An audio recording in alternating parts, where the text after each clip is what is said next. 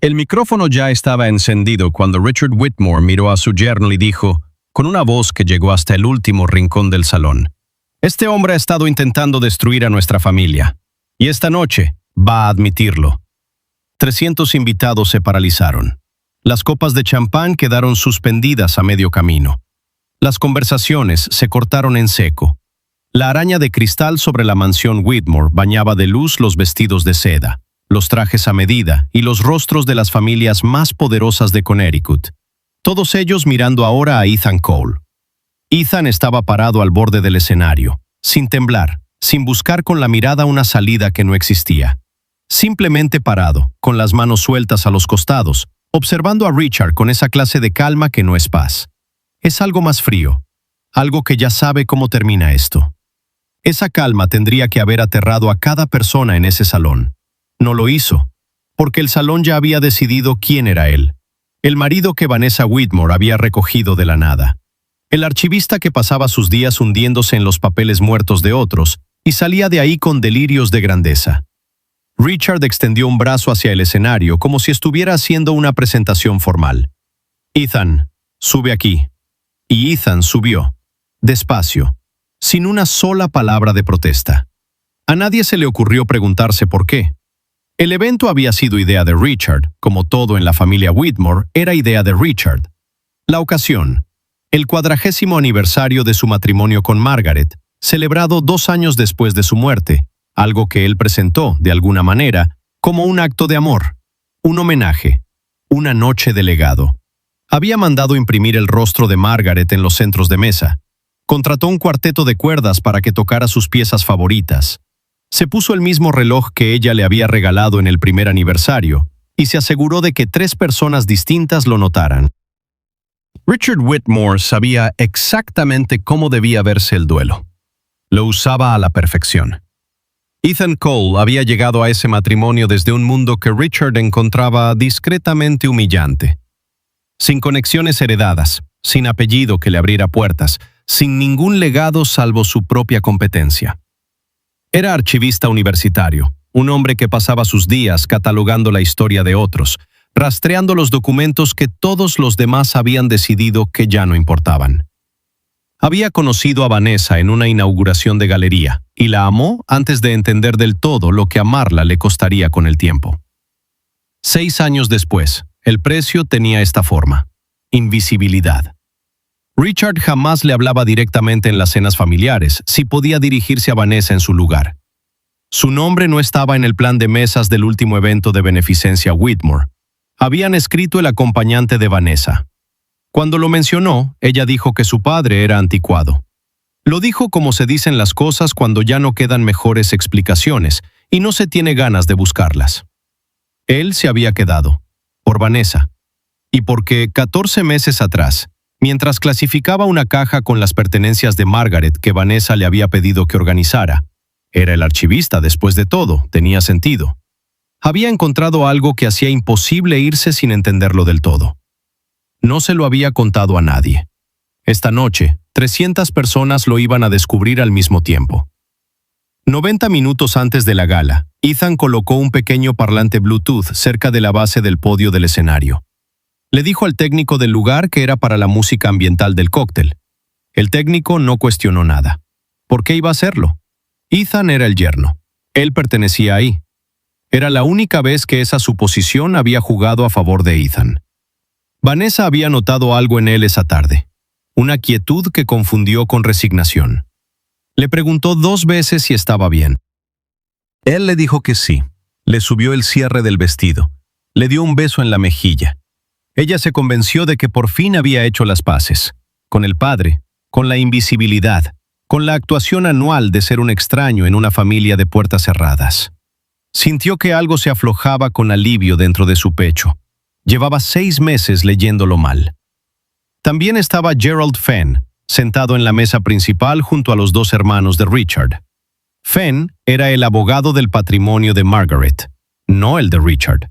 Su presencia en un homenaje familiar privado no tenía ninguna explicación obvia, a menos que alguien lo hubiera invitado específicamente, y ese alguien no había sido Vanessa.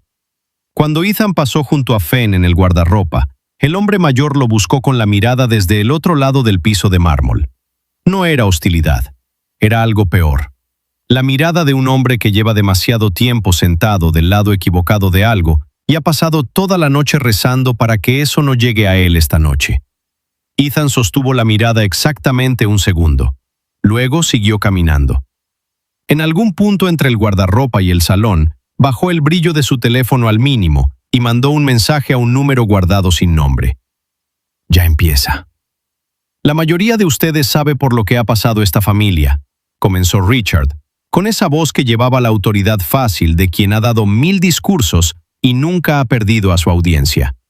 Perdimos a Margaret, perdimos a la mujer que era el centro de todo esto. Y el duelo de verdad, le hace cosas a la gente. Hizo una pausa. El salón se inclinó hacia adelante. Siempre lo hacían. Vuelve a algunas personas amargas, a otras desesperadas. Hace que algunos busquen a quién culpar, porque la verdad, que simplemente la perdimos, que la gente buena muere y no hay nadie a quien responsabilizar. Es demasiado difícil de aceptar. Se giró para mirar a Ethan.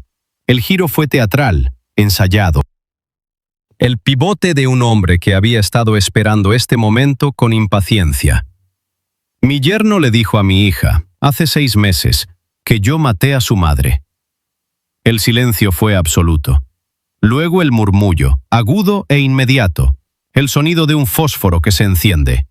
Las cabezas giraron. Un hombre canoso en la tercera mesa, uno de los socios de negocios de Richard, sacudió la cabeza lentamente, con el visible disgusto de alguien que estaba esperando permiso para representarlo. Una mujer frente a él susurró detrás de su mano, y su acompañante cubrió una sonrisa. Al fondo, un grupo de primos Whitmore se tensó con ese deleite específico que siente la gente cuando la oveja negra de la familia por fin es sacrificada en público. Vanessa no levantó la vista. Estaba sentada en la mesa familiar, con las manos juntas sobre el regazo, mirando fijamente el centro de mesa, el rostro de su madre en el centro de mesa, y no miró a su marido, ni una sola vez.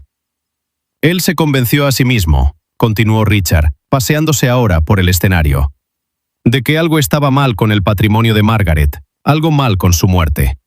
Revisó sus pertenencias privadas, cajas que Vanessa le confió para que manejara con respeto, y construyó una fantasía de duelo y paranoia. Hizo que el peor año de mi hija fuera todavía peor. Hizo que dudara de su familia justo cuando más nos necesitaba. El hombre canoso empezó a aplaudir, despacio, como una invitación. Otros se sumaron, de la misma forma en que la gente se suma a las cosas cuando alguien poderoso está mirando y quiere que note de qué lado están. Richard levantó una mano para callarlos, humilde, generoso, completamente en control. No estoy aquí por los aplausos. Estoy aquí porque esta familia merece paz. Miró a Ethan. Así que le estoy pidiendo, frente a cada persona que nos importa, que suba a este micrófono y diga que estaba equivocado, que pida perdón, que deje que esta familia sane. Entonces ocurrió algo que nadie en el salón esperaba. Ethan sonrió. No con calidez, no con amargura. La expresión apenas visible de un hombre que ha viajado durante mucho tiempo hacia un momento específico, y por fin ha llegado. Se acercó al micrófono. Antes de decir cualquier cosa, dijo Ethan, me gustaría darle la oportunidad de hablar a alguien más, alguien que no pudo estar aquí esta noche. La expresión de Richard no se derrumbó, se congeló. De la manera en que se congela una cara cuando una persona muy controlada de pronto no encuentra el siguiente movimiento. Su nombre era Margaret Whitmore. El sonido que recorrió el salón no era exactamente un jadeo. Algo más físico, una inhalación colectiva, 300 personas enfriándose al mismo instante. Y entonces los parlantes del salón, los mismos que habían estado reproduciendo la música del cuarteto de cuerdas durante toda la velada, alimentados por la entrada auxiliar a la que el dispositivo de Ethan había estado conectado en silencio durante 2 horas, dejaron salir la voz de una mujer, cálida, ligeramente ronca, inconfundible para cada persona en ese salón que le había tomado la mano en la boda de su hija. que había compartido su mesa navideña durante 3 décadas de cenas, galas y medianoche de Año Nuevo. Margaret Whitmore, hablando desde la tumba. Si algo me pasa antes de que pueda hablar con Gerald, quiero que haya un registro. Esto lo grabo el 14 de marzo. 2 años, 3 meses y 11 días antes de su muerte. El hombre canoso que había iniciado los aplausos aún tenía las manos levantadas a medias, como si hubiera olvidado bajarlas. Richard me dio documentos para firmar el mes pasado. Sé lo que es una transferencia de activos. Llevo 38 años casada con este hombre. Yo no nací sin saber las cosas, por mucho que él parezca creerlo. Richard avanzó hacia el micrófono. Ethan no se hizo a un lado. Quiere que firme mi herencia personal, no el patrimonio conjunto, lo que mi padre me dejó específicamente a mí, en una estructura fiduciaria que él controla por completo. No para Vanessa, no para nuestros nietos, para él. Cuando dije que quería hablar con Gerald en privado, me dijo que Gerald ya estaba alineado con la decisión. En la mesa principal, Gerald Fenn tenía ambas manos aferradas al borde de su silla. No sé qué significa alineado en este contexto. Espero que signifique algo razonable. Pero estoy haciendo esta grabación porque algo no está bien. Algo no ha estado bien durante meses. Y necesito que alguien sepa que Margaret Whitmore, en pleno uso de sus facultades, no ha firmado nada.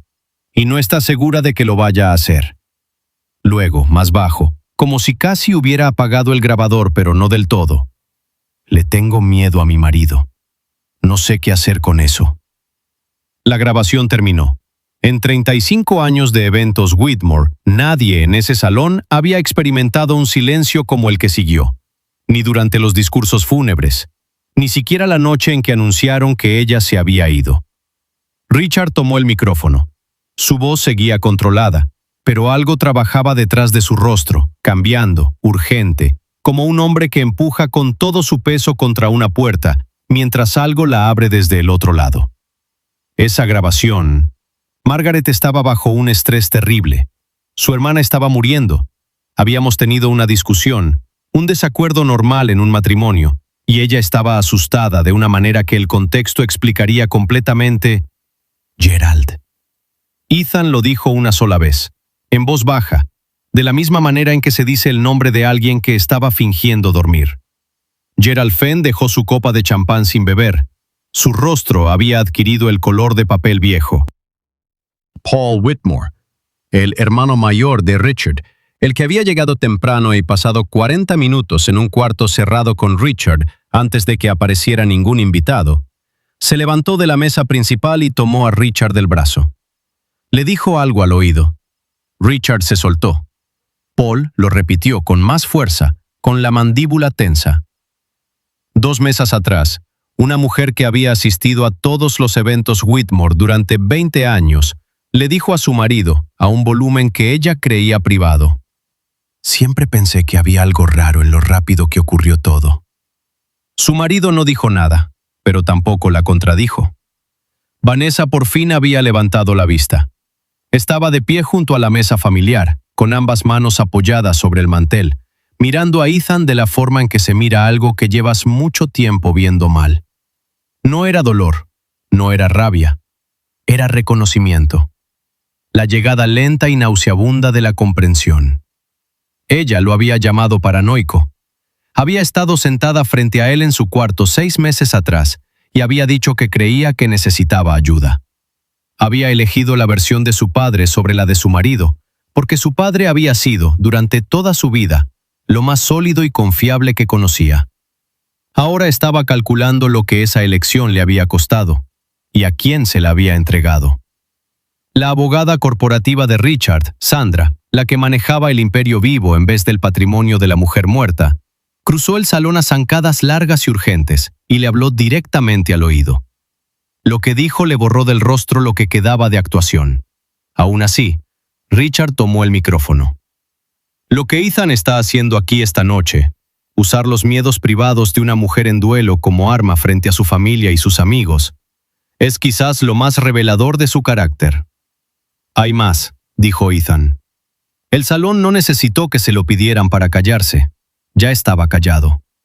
«Soy archivista», dijo Ethan. «Yo no me detengo en el primer documento». La grabación no era el principio. Era lo que le ayudó a Ethan a entender el principio, que era una carta sellada y escrita a mano que había encontrado bajo un fondo falso en una caja de las pertenencias de Margaret, dirigida a Gerald Fenn y nunca enviada. Escrita 4 días antes de que cayera enferma por última vez. No usaba lenguaje legal, usaba el lenguaje de una mujer que había pasado 38 años aprendiendo a descifrar los silencios de su marido. Describía un segundo testamento, redactado sin su conocimiento y a su nombre, que redirigía su herencia personal hacia una empresa holding que ella no lograba identificar. Describía una conversación que había escuchado entre Richard y Paul, en la que Paul había dicho, «Cuando ella ya no esté», en un tono que la hizo dejar su taza de té y quedarse muy quieta en el pasillo durante un largo rato. Ella escribió, «Siento que soy un problema que están manejando». Ethan había llevado la carta a Gerald Fenn, porque Gerald era el hombre en quien Margaret había confiado, porque él había querido, por Vanessa, creer que esto podía resolverse en silencio. Gerald pidió tiempo. El tiempo se convirtió en silencio. El silencio se convirtió, alrededor del 4º mes, en la lenta comprensión de que Gerald le había contado exactamente a Richard lo que Ethan había encontrado. Y entonces Richard había actuado. Adelantarse, poner a Ethan frente a testigos, convertirlo en el paranoico de afuera antes de que pudiera convertirse en el hombre que encontró la verdad. Era un movimiento inteligente. Richard Whitmore hacía movimientos inteligentes. Lo que no podía haber calculado. Ethan había pasado 14 meses haciendo copias de todo. Lo que no sabía, 48 horas antes de la gala, Ethan había presentado un expediente completo ante la Fiscalía General del Estado. Lo que había malinterpretado fundamentalmente, como siempre lo hacen los hombres poderosos con los hombres callados, era que la paciencia no es lo mismo que la pasividad. Tengo una sola pregunta para Gerald, dijo Ethan. Gerald Fenn miraba fijo el mantel. ¿Llamó Richard en noviembre para pedirle que detuviera la verificación del patrimonio? Silencio. ¿Contactó usted a Richard después de que yo le llevé esa carta? Paul Whitmore se levantó. Caminó rápido, demasiado rápido, con el paso de un hombre que ha decidido que escapar importa más que las apariencias ahora. Una mujer cerca del pasillo se echó hacia atrás instintivamente para dejarlo pasar, y luego se quedó parada en su lugar, sin saber bien por qué se había movido. Algo en la manera en que él avanzaba, como una huida. No llegó a la puerta. Los 2 hombres que habían pasado la velada discretamente al fondo, los que tenían credenciales que parecían de prensa, dieron un paso al frente. No lo tocaron, simplemente se interpusieron en su camino. Paul se detuvo. La voz de Richard se quebró por primera vez, con ese sonido de algo estructural que cede. «Esto es una trampa. Él lo planeó. Vanessa, mírame. Este hombre ha estado...» La muerte de Margaret fue catalogada como insuficiencia cardíaca, dijo Ethan, sin elevar la voz, completamente sereno. Hallazgos estándar, panel estándar. Sus medicamentos estaban registrados. No se marcó nada porque nadie solicitó una toxicología extendida. El salón había dejado de procesar. Todos estaban simplemente recibiendo ahora, muy quietos, de la misma manera en que los animales se quedan inmóviles ante algo que todavía no entienden. Yo solicité un panel extendido, laboratorio privado, hace 6 meses. Los resultados están con la Fiscalía General desde el jueves. Vanessa se dejó caer en su silla como si sus piernas hubieran decidido en silencio que ya no participaban. Richard Whitmore abrió la boca. Por primera vez en 40 años de actuación perfectamente controlada, no salió nada. El salón se rompió de la forma en que siempre se rompen las cosas controladas. Todo a la vez, desde todos lados. Gerald Fenn se puso de pie y dijo, con una voz que no lograba sostenerse, «Necesito hablar con Ethan, en privado». Para cualquiera que alguna vez hubiera visto a un hombre culpable navegar un momento público, eso aterrizó como una declaración firmada. Sandra tomó a Richard del codo y lo acercó, y lo que sea que le dijo, hizo que él cerrara los ojos durante 3 segundos completos. 3 segundos frente a 300 testigos. El hombre canoso que había sacudido la cabeza y empezado los aplausos cómplices estaba ahora enredado en un intercambio de susurros furiosos con su esposa. Ella tenía la mano sobre su cartera. Él tenía la expresión de quien está recalculando rápidamente sus asociaciones públicas. Al fondo, una mujer que Ethan jamás había visto, la tía de alguien, la vieja amiga de alguien, dijo a un volumen que llegó lejos. Yo siempre supe que algo no estaba bien, lo supe en el funeral. Él no lloró ni una sola vez. Richard miró a Ethan desde el escenario. Lo miró de la manera en que una persona mira a alguien cuando por fin, completamente, comprende que no simplemente perdió una batalla, perdió todo lo que vino después. Y entonces, Richard Whitmore, quien había construido empresas con pura palanca, absorbido escándalos con una sonrisa, se había sentado frente a hombres que intentaron destruirlo y los había mandado a casa insatisfechos. Se sentó en el borde del escenario, con ambas manos sobre el rostro, frente a 300 testigos. No era un cálculo, no era una actuación. Era simplemente un hombre cuya historia por fin lo había alcanzado en público, en su propio salón, rodeado de su propia gente. Era el único momento genuino que Ethan le había presenciado, y de alguna manera, eso lo convertía en lo más pesado de toda la noche. La gala terminó sin cena. El cuarteto de cuerdas recogió en silencio. Los invitados se fueron en grupos, hablando con cuidado, con esa forma deliberada que significa «quiero poder decir después que siempre sospeché». Nadie tocó la torre de champán. El rostro de Margaret seguía en cada centro de mesa mientras el personal recogía a su alrededor. Vanessa encontró a Ethan en la terraza de piedra, aire frío, los jardines a oscuras, el sonido lejano de puertas de autos cerrándose mientras los últimos invitados desaparecían. Ella estuvo a su lado mucho tiempo sin decir nada. ¿Lo sabías?, preguntó él finalmente. No como acusación, solo una pregunta que necesitaba respuesta. No. ¿Estás segura? La pausa antes de que ella dijera sí fue medio segundo más larga de lo que debería. Ethan lo notó. No lo dijo. «Te llamé paranoico», dijo ella. «Sí. Le conté a mi padre lo que habías encontrado». Su voz se había vuelto completamente plana. «Le dije que estabas revisando las cosas de mamá y que te estabas... Dije que estabas mal. Él dijo que lo iba a resolver. No le pregunté qué significaba eso». Ethan miró los jardines a oscuras. «Dijo que lo iba a resolver», repitió ella, como si escuchara las palabras por primera vez. Lo que realmente significaban, a quién se las había entregado. Ella no había sabido lo que Richard hizo, pero le había dicho a él lo que Ethan había encontrado. Le había dado a su padre 6 meses de ventaja, y se había dicho a sí misma que no era su responsabilidad hacer preguntas. Había elegido la comodidad. Había elegido la imagen de una familia sobre la realidad del hombre con quien estaba casada. No había sabido, pero lo había hecho posible. Si eso era una traición o simplemente miedo con una cara conocida, esa era una pregunta con la que iba a vivir por mucho tiempo. No hay un veredicto limpio. Eso es lo que hace tan difícil alejarse de esta historia. Ethan tenía razón en todo. Encontró la verdad cuando nadie miraba. La protegió cuando nadie le creía. Y la expuso cuando el momento la hizo irreversible. No gritó. No suplicó. Esperó hasta que el salón no tuvo más remedio que escucharlo. Pero también dejó que su esposa creyera durante 6 meses que estaba casada con un hombre inestable. La dejó llamarlo paranoico. La dejó ponerse del lado de su padre, cargar el peso completo de ese error frente a 300 personas en vez de solo una. ¿Fue eso estrategia? ¿O fue castigo disfrazado de paciencia? Y Vanessa. Ella no sabía lo que Richard había hecho, pero le dijo lo que Ethan había encontrado. Le entregó la evidencia de su marido al hombre que la usaría contra él, y decidió que no era su trabajo hacer preguntas. Eligió la versión de su padre sobre la de su esposo, porque su padre siempre le había parecido más sólido, más cierto, más parecido a la seguridad. ¿Eso es una traición? ¿O es simplemente lo que hace la gente cuando la verdad pesa más de lo que está dispuesta a cargar?